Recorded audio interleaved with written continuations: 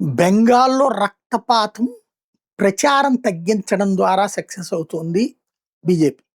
వాస్తవంగా బెంగాల్‌లో రక్తపాతం అక్కడ ఉన్నటువంటి కొంతమంది మిత్రులు చెప్తున్నదైతే నిరంతరం దాడులు జరుగుతూనే ఉన్నాయి. బీజేపీ వాళ్ళు ప్రచారం చేస్తుంటే ఒక్కసారిగా దాడులు చేస్తున్నారు. అయితే ఇదివరకు బీజేపీ వాళ్ళు పారిపోయేవాళ్ళు, దాక్కునేవాళ్ళు కొంతమంది. ఒకళ్ళిద్దరు దెబ్బలు తినేటటువంటోళ్ళు. ఇప్పుడు అలా కాకుండా ఫర్ ఎగ్జాంపుల్ 'అల్లు అర్జున్' సినిమాలో విలన్ రవికిషన్ ఉన్నాడు గదా!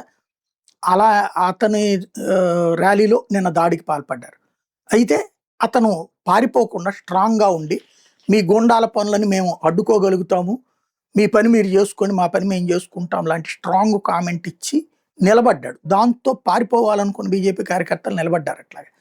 అలాగే వివిధ చోట్లన రక్తపాతం సృష్టించే ప్రయత్నం జరుగుతుంది. భయభ్రాంతులకు గురి చేసే ప్రయత్నం జరుగుతుంది.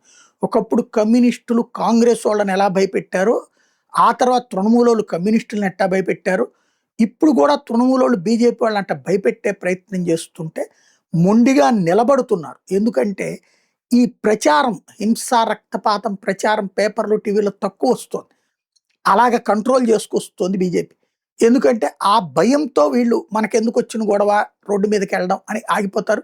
వాళ్ళ భార్య, పిల్లలు, తల్లిదండ్రులు బయటికి పోనీయరు. అది జరిగితే ఆ పానిక్ అన్నటువంటిది వాళ్ళకు ఉపయోగపడుతది.